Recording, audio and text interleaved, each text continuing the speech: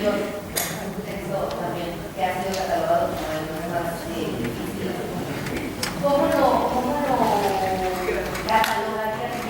¿Y no te parece difícil, no? No, pero es chico, en realidad. No, en realidad es muy difícil leer porque leía mucho de mí. No era un texto muy fácil, ¿no?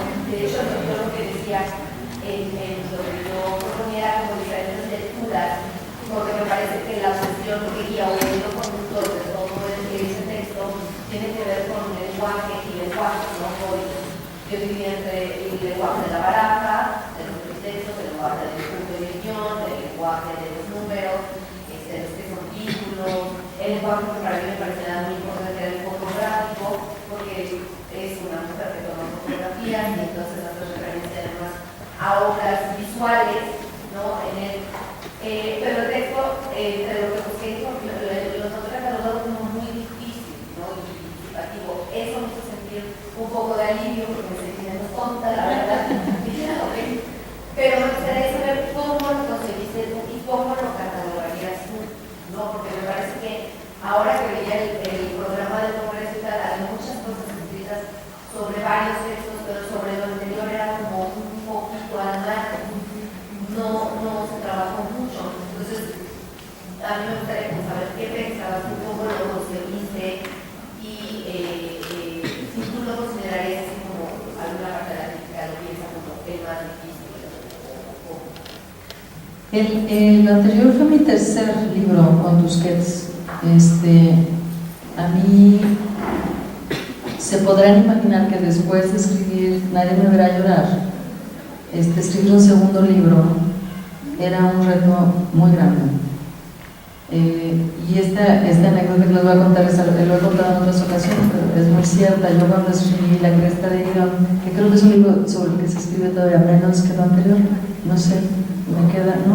Bueno, más sobre la cresta de Irón. Bueno, yo había pensado que como las preguntas que me habían llevado a ese libro eran distintas, que había escrito un libro absolutamente distinto.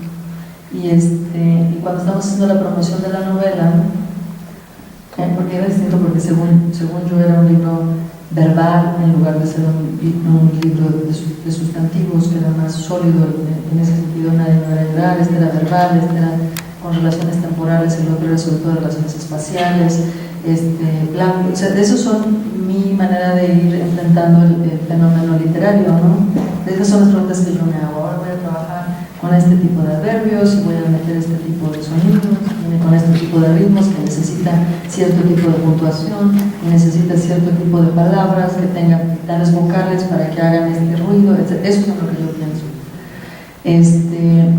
Y en eso pensé en La cresta de Irón, que es un libro absolutamente distinto, muy bien para un segundo libro después de Nadie me verá llorar. No me quería repetir, no quería hacer algo igual porque me habían dicho que estaba bien, etc.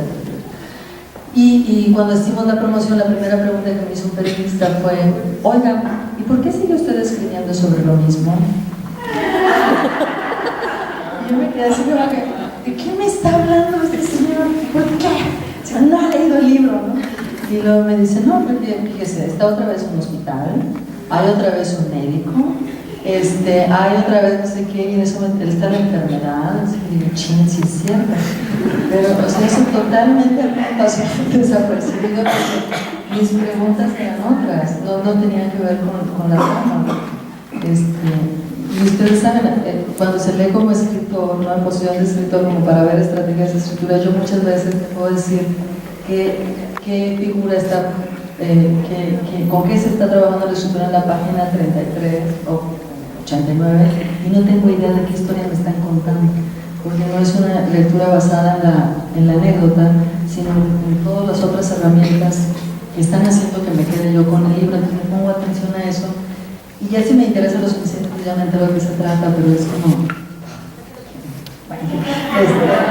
Bueno, entonces después viene el problema del tercer libro, y de hecho yo había escrito otro libro entre Nadie me verá llorar y la cresta, que después decidí que ese era terrible para un segundo libro. Después decidí que era terrible como libro, en general, nunca lo he publicado ni lo publicaré. pero para el tercer libro, fue un proceso muy rápido, era un proceso mucho como de concreción. Me parecía que era una especie de resumen de poética hasta donde iba en ese momento. Era como un libro de ensayo, pero escrito en clave narrativa, y a mí me explicaba cosas de lo que había estado haciendo hasta ese momento. Pues, cuando yo lo publiqué, ese libro contenía páginas que a mí, desde mi lectura, me explicaban completamente. Nadie me va a ayudar en conjunto con la cresta de evidentemente, eso está ahí. Después yo me di cuenta que es muy evidente para mí y no necesariamente para los doctores, que eso está bien, me parece muy bien. Lo estás leyendo y lo estás produciendo desde distintos puntos de vista, ¿no? Con ese libro yo he tenido, fue muy maltratado en el inicio, lo anterior. Salió, creo que la peor reseña que se ha escrito, no solo sobre mis libros, es la peor reseña escrita en la historia de la literatura mexicana. En serio, lean las letras libres. Claro. Y por un tiempo lo primero que encontrabas cuando googleabas mi nombre, y era así como, por fortuna soy una cara dura, entonces ok, si a este señor no le gustó, mi primera pregunta cuando me preguntaron en público y qué opinaba de esa reseña, mi respuesta es: ¿y cuál es la obra de ese autor? Ya, con eso terminaba mi explicación y mi relación, pero bueno, ese es estar acá peleándose y demás. Pero creo que es lo que te puedo decir, es en lo que yo estaba pensando. Y ahí hay muchos juegos que no me había dado permiso de hacer antes.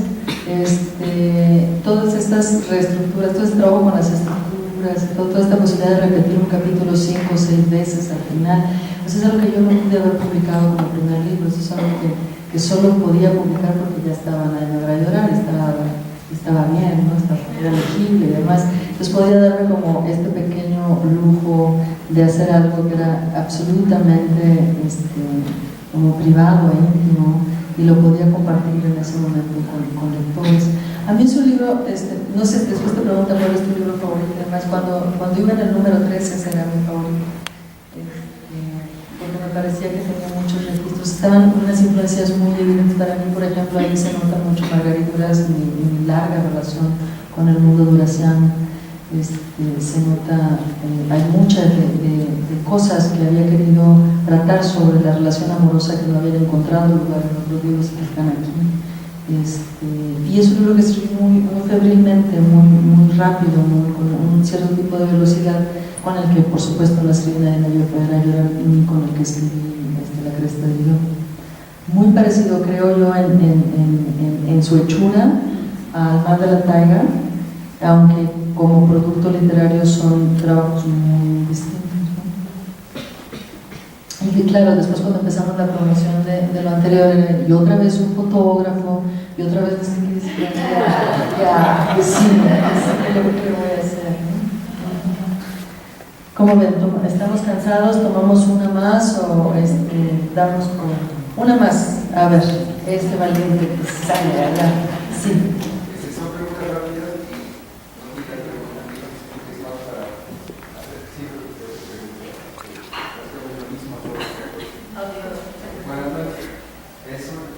Quería ver más lo humano.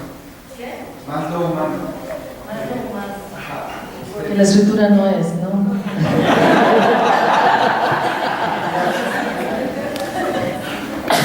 Dime. Ya.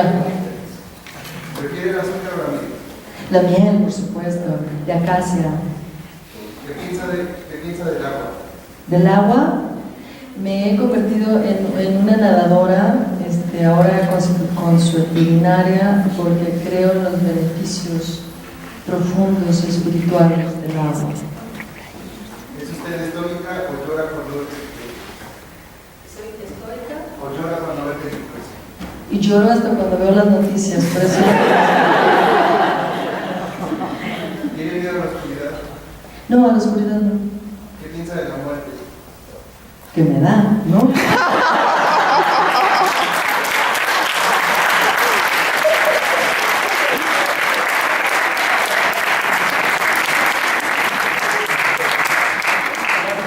güey. Bien, seguimos ello.